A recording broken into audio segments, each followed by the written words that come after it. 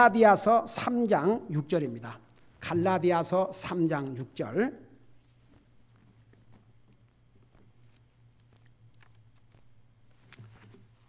갈라디아서 3장 6절입니다.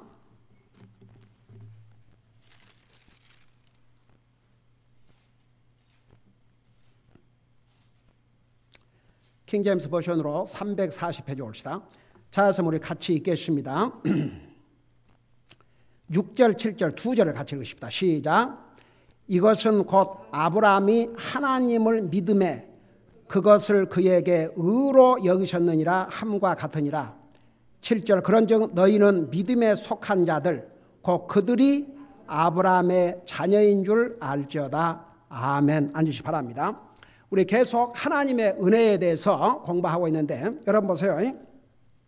하나님의 은혜는 값없이 대가를 지불하지 않고 필요한 것을 공급해 주신 것을 하나님의 은혜라는 거, 자, 그거 수없이 설명을 했죠. 근데 구체적으로 하나님의 은혜가 어떤 모습으로 나타났는가, 그걸 지금 우리가 구약 성경, 신약 성경에서 여러 군데를 찾아가지고 지금 보고 있죠. 특별히 이 부분은 아브라함이 어떻게 해서 의인이 되었는가. 여러분, 그 의인이라고 하는 것은 다른 게 아닙니다. 마치 한 번도 율법을 어기지 아니하고 한 번도 죄를 짓지 아니하는 그런 사람이 바로 의인입니다. 근데 어떻게 죄의 속성을 가지고 난 인생이, 사람이 어떻게 의인이 됩니까? 여러분, 의인이 되려면 보세요. 율법을 태어나면서부터 죽을 때까지 다 지켜야 되는데 그것만으로 끝나지 않습니다. 우리 속에 있는 죄의 속성은 어떻게 할 것입니까? 우리의 밖으로 나오는 행동은 우리가 제한하고 살 수 있습니다. 컨트롤하고 살 수 있습니다. 그러나 우리 마음속에 진행되고 있는 것은 사람이 모른다 할지라도 하나님은 다 보시거든요. 근데 어떻게 의로운 자가 될 수 있습니까? 이건 불가능합니다. 보세요. 하나님께서 이제 사람의 생각에는 사람을 죽여야 살인자라고 그렇게 생각하지만 하나님의 기준에 볼 때는 사람을 미워하기만 해도 살인자인데, 우리 사람은 죄의 속성을 갖고 있기 때문에요. 다 한두 번쯤은 누군가를 미워하게 되거든요. 저는 그런 적이 없는데요. 그 자체가 거짓말입니다. 그러면 또 그것도 죄가 되는 거고 또 율법을 어기는 것이 되는 것이고, 그러니까 하나님 앞에 오죽하면 성경에 갈라디아서도 로마서에서도 율법으로 의롭게 될 사람은 한 사람도 없다고 그랬습니다. 할 수가 없습니다.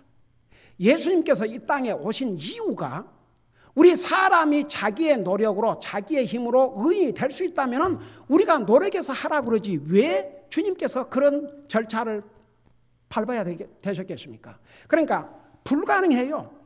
왜 하나님께서 사람에게 은혜를 베풀으셨느냐? 하나님의 은혜가 없이는 아무도 의롭게 될 수 없습니다. 여러분, 우리가 구원받는다 그 말이나 거듭난다는 말이나 영생을 얻는다는 말이나 의인이 되었다는 말이나 같은 의미입니다. 이게 따로따로 일어나는 것이 아니고 동시에 일어납니다. 우리가 예수님을 믿으면 의인이 됩니다. 의인이 됐다 그 말은 구원을 받았다 그 말입니다. 구원을 받았다 그 말은 영생을 얻었다 그런 뜻입니다. 그러니까 이것은 전부 다 분리해서 볼 수가 없는 용어들입니다. 아브라함이 의인이 됐습니다. 여러분 보세요. 아브라함은 하나님의 명령에 순종을 했습니다. 아브라함이 순종함으로 의인이 됐다고 여러분 많은 사람들이 이제 그렇게 생각할 수 있어요. 왜냐하면 아브라함은 원래 그 하나님의 명령을 받고 가나안 땅으로 가기 전에는 정말 잘 살았던 것 같습니다. 그것은 무엇으로 할 수 있느냐? 여러분, 가나안 땅에 발을 디뎠는데 성경에 그렇지 않습니까? 그 가나안 땅에 갔지만 한 뼘의 땅도 아직 아브라함이 소유한 게 없습니다. 아브라함이 죽기까지 소유한 땅이 없습니다. 아브라함이 돈 주고 산 땅이 있었는데 거의 뭐였습니까? 무덤뿐이었습니다. 무덤. 하나님께서 아브라함에게 약속한 그 가나안 땅은 몇백 년 후에 이스라엘 백성들에게 주어졌죠. 그런데 아브라함이 그 하나님의 명령을 듣고 갈 바를 알지 못하는 그 땅으로 이제 왔지만 그 사람이 거부였다는 걸 어떻게 아냐 그러면 롯이 전쟁을 이제 그 롯이 가 있는 소돔 고모라의 그 적군 5 왕들이 쳐들어와서 롯을 잡아갔지 않습니까? 약 400명이나 되는 종들, 남자 종들을 가지고 데리고 가서 전쟁에 승리하고 자기 조카 롯을 데리고 왔지 않습니까? 여러분 말이 그렇지 그 몇백 명이나 되는 종을 먹이려고 생각해 봐요. 그러면 그들 뿐이겠습니까? 그들에게 딸린 아내들, 자식들 얼마나 많은 대식구입니까? 그 식구를 데리고 그야말로 대이동을 한 거죠. 그리고 실제로 여러분 이제 가나안 땅에 와서 그 기근을 만나가지고 그 당시에 이집트는 항상 세상을 가리켰거든요. 그 이집트에 가지 말라고 아들 이삭에게 하나님께서 분명히 말씀했지 않습니까? 근데 이제 아브라함도 사람이기 때문에 하나님께서 보내신 가나안 땅에서 기근으로 죽도록 내버려 두시지 않죠. 그러니까 믿음의 사람도 잠깐 순식간에 인간적인 염려와 걱정이 된 거죠. 그래서 이집트에 가가지고 아내를 자기 누이라고 그래가지고 바로에게 얼마나 책망을 당하고 망신을 당하고 그리고 나왔지 않습니까? 거의 쫓겨나다시피 해서 다시 나왔죠. 그러니까 아브라함도 절대 그가 100% 하나님 말씀을 순종해서 의인이 된 것이 아닙니다. 오늘 이 성경에서 그걸 프루브를 하고 있어요. 우리가 방금 읽은 그 부분에 보면 아브라함이 하나님을 믿음에 그것을 그에게 의로 여기셨느니라. 이게 아주 중요합니다. 믿음. 여러분 하나님의 은혜를 내가 받아들이냐 거절하냐가 우리에게 달려 있습니다. 근데 하나님의 은혜는 믿음으로 받아들이는 것입니다. 내 지식으로 내 노력으로 받아들이는 게 아니고 믿음으로 받아들이는 것입니다. 아브라함은 하나님을 100% 믿었습니다. 그냥 뭐 90% 믿고 10% 의심한 게 아닙니다. 여러분 잠깐 이걸 생각하면서 로마서를 잠깐 펴보세요. 로마서.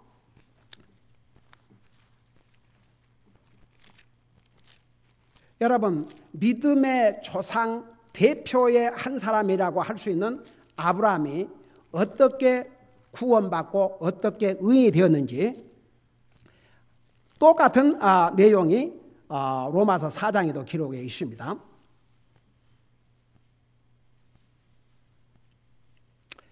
자, 1절부터 내가 읽고 설명할게요. 자, 아브라함에게 베풀어 주신 하나님의 은혜를 우리가 여기서 한번 보십시다.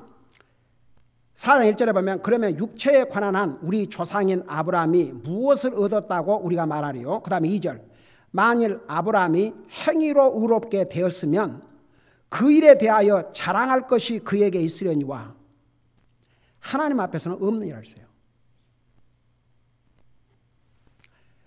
아브라함이 그냥 하나님께서 너는 내가 살던 조상의 땅을 떠나 내가 지시할 땅으로 가라. 그 명령에 순종했기 때문에 의인이 된 게 아닙니다. 그러면 자랑할 것이 자기에 있을 것이라고 그랬어요. 그런데 하나님 앞에서는 없다 그랬습니다. 그러니까 이 아브라함이 의인이 되고 믿음의 조상이 된 게 결국은 하나님의 은혜 때문이었다 그 말입니다. 그러면서 뭐라는 거 아니? 3절에 성경 기록이 무엇라 말하느냐? 아브라함이 하나님을 믿음에 그것을 그에게 의로 여기셨느니라 하니라. 여기에 3절에 성경 기록이 뭐라냐고 하면 구약 성경에 아브라함에 대해서 역시 구약 성경에서도 아브라함이 이것을 믿음에 그를 의로 여기셨다 그랬습니다. 그래서 4절 보세요. 이제 일하는 자는 품삯을 은혜로 여기지 아니하고 빚으로 여기거니와 일을 하지 아니할지라도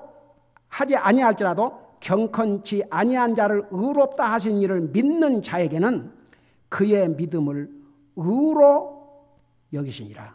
자, 제가 지금 하나님의 은혜에 대해서 여러분에게 설명하고 있습니다. 아브라함 참 귀한 사람입니다. 사실 그런 거부가 그런 그 잘 살던 그 땅을 여러분 그 메소포타미아를 끼고 해변가를 끼고 내가 옛날에 창세기 설명하면서 좀 자세하게 설명한 것 같습니다만은 여러분 요즘 바닷가에 미국으로 말하면 바닷가의 집들은요 그 뭐 100만 불, 수백만 불, 수천만 불. 그래서 바닷가 그러면 사람들이 참 좋아하지 않습니까? 여러분 이 메소포타미아를 끼고 있는 그 해변가 얼마나 경치 좋고 공기 좋고 그런 땅에서 아주 부유한 왕처럼 살았습니다. 그런데 하나님께서 어느 날 이곳을 떠나 내가 지시할 땅으로 가라. 순종하고 갔지 않습니까? 그러고 갔는데 모든 일이 형통하고 잘 되고 땅이 바로 주어진 게 아닙니다. 그에게는 후사를 이을 아들도 없었습니다. 한번 생각해 봐요. 얼마나 오죽하면 자기 종들 가운데 한 사람을 자기 후계자로 삼으려고까지 했지 않습니까? 그러니까 한번 생각해 보세요. 아브라함이 하나님 말씀을 순종하고 갔다고 해서 만사가 형통한 것이 아닙니다. 그러니까 우리 구원받아 하나님의 자녀들이 항상 이거 알아야 됩니다. 우리가 하나님 말씀 순종하고 믿음으로 산다고 해서 뭐 육신적으로 만사가 형통하고 잘 되고 하이고 그렇다 그러면은 여러분 아브라함과 이삭과 야곱과 다니엘과 성경에 나오는 모든 믿음의 사람들 요셉을 보세요.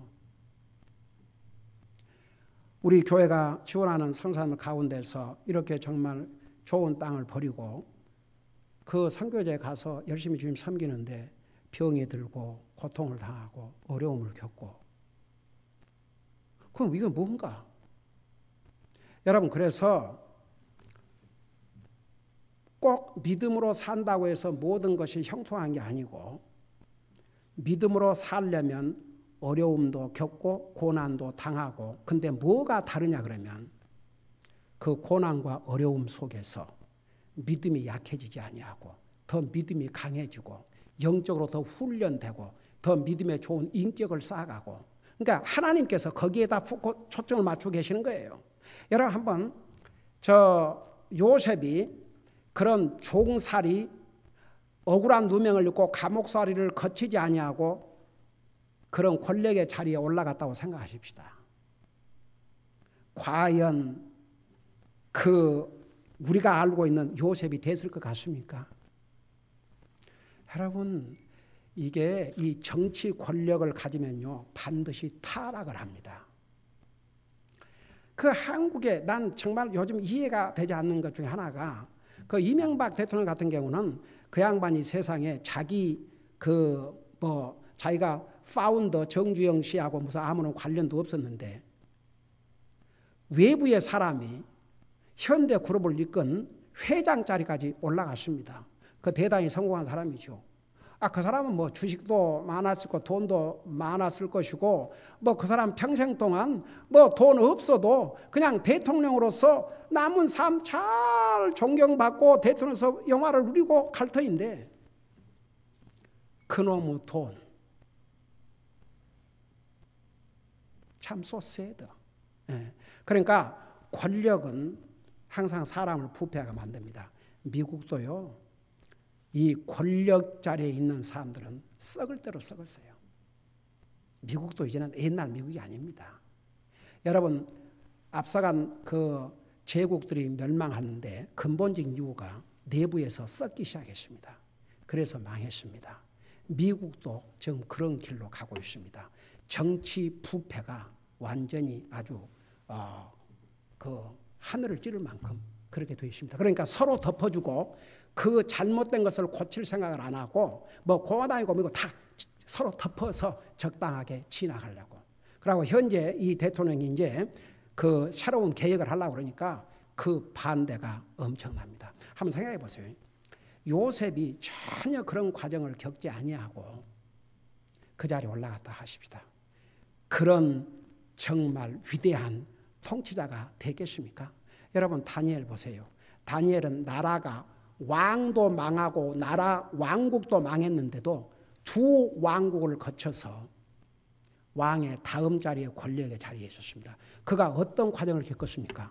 부모를 잃고 포로로 잡혀갔습니다. 그런 과정을 겪었습니다. 자기의 믿음을 지키려다가 사자굴에 던짐을 받았습니다. 하루아침에 된 것이 아닙니다. 여러분 제가 그 부분은 하나님 은혜와 연관해서 얘기하지만 사실 그들도 다 하나님의 은혜 때문에 에스더가 나라를 잃고 부모를 잃고 그 삼촌의 딸로서 그렇게 가가지고 왕비의 자리까지 오른 게 그게 여러분 에스더는 하나님이라는 이름이 한 군데도 없습니다. 근데 성경이거든요. 왜? 그 배후에서 보이지 않는 하나님의 은혜의 손길이 그 모든 과정 위에 함께하고 있거든요. 그러니까 보세요. 이번 기회를 통해서 하나님의 은혜를 안 받고 의인이 된 사람 한 사람도 없고 하나님의 은혜 없이 살아날 사람도 한 사람도 없습니다. 그러니까 제가 서두에서 얘기했죠. 하나님 안 믿는 사람도 하나님의 은혜 때문에 삽니다. 더더구나 믿는 사람은 이 하나님의 은혜를 순간도 잊으면 안 됩니다. 나와 여러분이 구원받고 하나님의 자녀가 된 게 우리의 노력과 행위로 된 게 아니고 전혀 하나님의 은혜입니다. 우리가 이렇게 믿음으로 살 수 있다는 것도 하나님의 은혜입니다. 여러분 이 상에는 그 주님을 믿음으로 인해서 수많은 고통과 어려움과 고난과 목숨을 걸어야 될 그런 상황에서도 그들이 잘 견디고 이기고 승리하고 순교까지 당한 이유가 뭔지 아십니까? 하나님의 은혜 때문에. 그러니까 여러분 여기에 이 일을 하지 아니할지라도 경건치 아니한 자를 의롭다 하시는 일을 믿는 자에게는 그의 믿음을 의로 여긴다고 그랬어요. 그러니까 믿음이 키올시다. 믿음이. 그러니까 내가 이 일을 안 할지라도 그 말은 어떤 내가 행위나 노력이나 어떤 내가 대가를 지불하지 않아도 그러니까 우리는 경건한 사람이 아니었습니다. 경건치 못한 죄인이었습니다. 근데 경건치 아니한 우리를 하나님께서 의롭다고 하셨거든요. 근데 그 의롭다고 하신 그분을 믿는 자에게는 그의 믿음을 의로 여기니라. 그러니까 보세요. 아브라함이 의인이 된 게 전혀 하나님 은혜입니다. 나와 여러분이 의인이 된 게 전혀 하나님의 은혜입니다. 우리가 믿음으로 사는 것조차도 하나님의 은혜입니다. 여러분 보세요. 우리가 예수님께서 제자들에게 믿음이 없다고 참아하니까 예수님의 제자들이 뭐라고 예수님에게 기도를 했어요? 자기들 믿음에 대해서. 너희들이 왜 이렇게 믿음이 없느냐고 책망을 하니까 제자들이 예수님에게 뭐라고 기도를 했어요? 우리의 믿음을 인크리스 자라게 해 주옵소서. 그러니까 믿음이라고 하는 것은 살아있는 마치 우리 몸에 그 올간처럼 살아있습니다. 믿음은 죽어있는 게 아닙니다.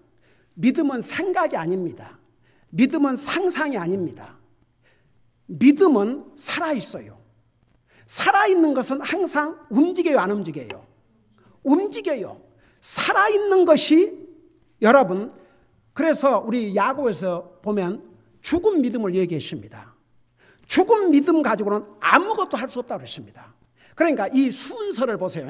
우리가 행위로 구원을 받는 게 아니고 믿음으로 구원을 받는데 그 믿음이 살아있는 사람은 행함으로 그 뒷받침을 합니다. 그래서 그 가장 선한 행위는 하나님을 향한 선한 행위, 그 다음에 다른 사람을 향한 선한 행위. 그러니까 수없이 얘기했어요. 선한 행위라면 사람만 생각합니다. 근데 참으로 주님을 믿고 구원받은 하나님의 자녀는 하나님을 향해서 선한 행위라는데 하나님을 향한 선한 행위가 하나님을 예배하고 섬기는 삶. 그래서 히브리서 9장에서 지난번에 배웠죠. 짐승의 피로도 모든 것을 깨끗하게 했는데 하물며 그리스도의 피로 구원받은 하나님의 자녀들은 그 양심에서 씻음을 받아 하나님을 섬기지 않겠느냐. 그러니까 정말 그리스도의 피로 양심을 씻김을 받은 사람은 주님 섬기지 않고 살 수 없습니다. 잠깐 우리의 믿음이 연약해지고 시험도 받고 해도 오래 못 가요. 그러니까 우리 믿음을 가지고 있지만 그 믿음이 계속 생존력 있게 생동력 있게 살아 움직이려면 믿음이 성장을 해야 됩니다. 믿음이 계속 자라야 됩니다. 언제까지 자라야 되느냐? 주님 만나는 그 순간까지. 그건 우리 책임입니다. 우리 몫입니다. 우리의 믿음을 자라기 위해서는 몇 가지가 필요해요. 물론 말씀이 필요하고 기도가 필요하고 섬김이 필요합니다. 이 세 가지가 없으면 우리의 믿음이 강하게 성장하기가 어렵습니다. 그래서 기도해야 됩니다. 말씀 읽어야 됩니다. 주님을 섬겨야 됩니다. 여러분 이제 우리가 말씀을 읽고 말씀을 더 알고 기도하고 결국은 그 궁극적인 목적은 주님을 더 잘 섬기기 위해서. 그러니까 아브라함이 정말 믿음의 귀한 조상이 됐는데 그 배후에는 정말 하나님의 놀라우신 은혜가 함께 하셨습니다. 아브라함이 100세에 자식을 낳았다. 그게 육신의 힘으로 된 것입니까? 하나님의 은혜로 주신 선물이죠. 여러분 그런 면에서 이삭은 예수님의 모형이라는 거 자세하게 설명했죠. 여러분 자 아브라함의 이 믿음을 잠깐 더 설명하고 마칠게요. 여러분 16절을 보세요. 그러므로 그것이 은혜로 되게 하려고 믿음에서 나나니 그 목적은 그 약속은 모든 씨에게 확고하게 하려 하심이라. 그것은 곧 율법에 속한 자들에게만 아니라 아브라함의 믿음에 속한 자들에게 그 약속을 확고하게 하려 하심이니 그는 하나님 앞에서 우리 모두의 조상이라. 이것은 기록된 바 내가 너를 많은 민족들의 조상으로 삼느니라 항심과 같으니 그가 믿은 하나님은 죽은 자들을 살리시며 없는 그것들을 마치 있었던 것처럼 부르시는 이시니라. 그래놓고 이제 18절에 아브라함의 믿음에 대해서 이렇게 설명하고 있습니다. 그가 바랄 수 없는 중에 바라면서 믿었으니, 그러니까 도저히 인간적으로는 소망을 가질 수 없는 것을 믿었어요. 여러분, 가령 여자로서의 그 자식을 놓을 수 있는 게 다 끝났는데 자식이 없어요. 하나님께서 아들을 낳을 것이라 내년 이맘때. 그게 믿는다는 게 쉬운 일입니까? 우리는 내 일이 아니고 아브라함의 일이니까. 아브라함은 뭐 위대한 믿음의 사람이니까. 여러분, 아브라함이 처음부터 믿음의 사람으로 태어난 게 아닙니다. 아브라함이 그런 위대한 믿음의 사람이 된 것은 자기가 그 믿음을 계속 키워나갔기 때문에. 그래서 믿을 수 없는 중에, 바랄 수 없는 중에 바라면서 믿었으니 19절 봐요. 그가 100세쯤 되었을 때에도 믿음이 약해지지 아니하여 이제는 죽은 자기의 몸을 고려하지 아니하고 또 사라의 태가 죽은 것도 고려하지 아니하였으며 20절 믿음이 없음을 통해 하나님의 약속에 관하여 흔들리지 아니하고 오히려 믿음이 강해져서 하나님께 영광을 돌리며. 여러분, 아브라함이 이 상황에서 믿음이 약해졌다고 그랬어요? 강해졌다고 그랬어요? 그게 하나님의 은혜입니다. 그래서 우리는 믿음으로 산다 해도 자랑할 게 없어요. 우리에게 그 은혜가 필요합니다. 여러분, 우리에게는 구원의 은혜만 필요한 게 아닙니다. 왜 히브리서 4장 너희는 날마다 필요한 은혜를 얻기 위해서 주님의 왕자에 담대히 나가라고 그랬거든요. 우리가 믿음 생활을 잘 하려면 하나님의 은혜가 지속적으로 필요합니다. 그래서 하나님의 은혜를 기도해야 됩니다. 하나님, 이 험난한 세상에서 내가 믿음을 지키고 살 수 있도록 제게 은혜를 베풀어 주시옵소서. 우리는 모든 면에서 하나님의 은혜가 필요하지 않는 부분이 하나도 없습니다. 우리가 호흡하고 사는 것이 하나님의 은혜예요. 우리가 얼마나 이 세상에 살지 모르겠지만 여러분 보세요. 우리가 지금은 믿음 생활을 잘하고 있지만 우리가 주님 만나는 그 순간까지 우리가 우리의 믿음을 잘 지키려는 보장도 없어요.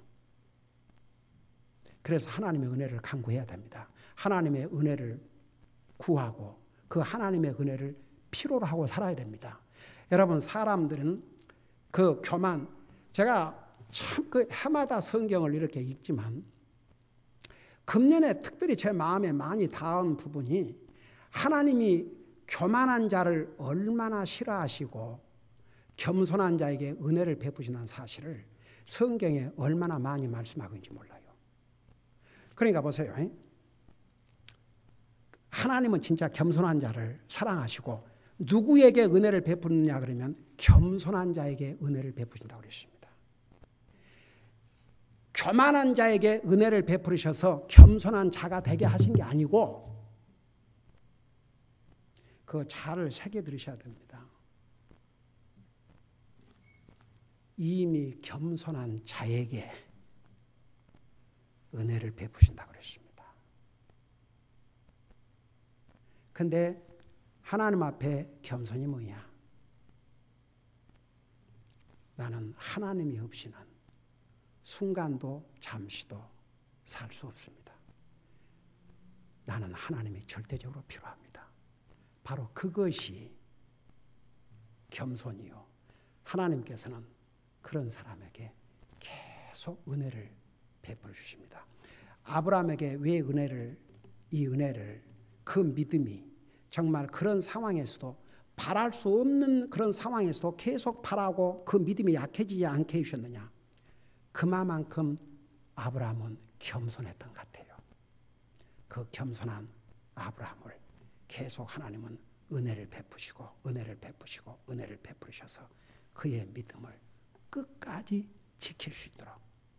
그래서 여러분 이제 곧 은혜에 대해서 우리가 이제 마무리할 터인데, 여러분 우리는 은혜라는 단어의 의미만 알면 안 되고 정말 하나님의 은혜가 없이는 순간도 잠시도 찰나도 살 수 없다는 거 우리 잊지 말고 항상 하나님의 은혜를 간구하는 삶을 살아야 됩니다. 그래야 우리 믿음도 계속 강하게 지켜나갈 수 있습니다. 기도하십니다.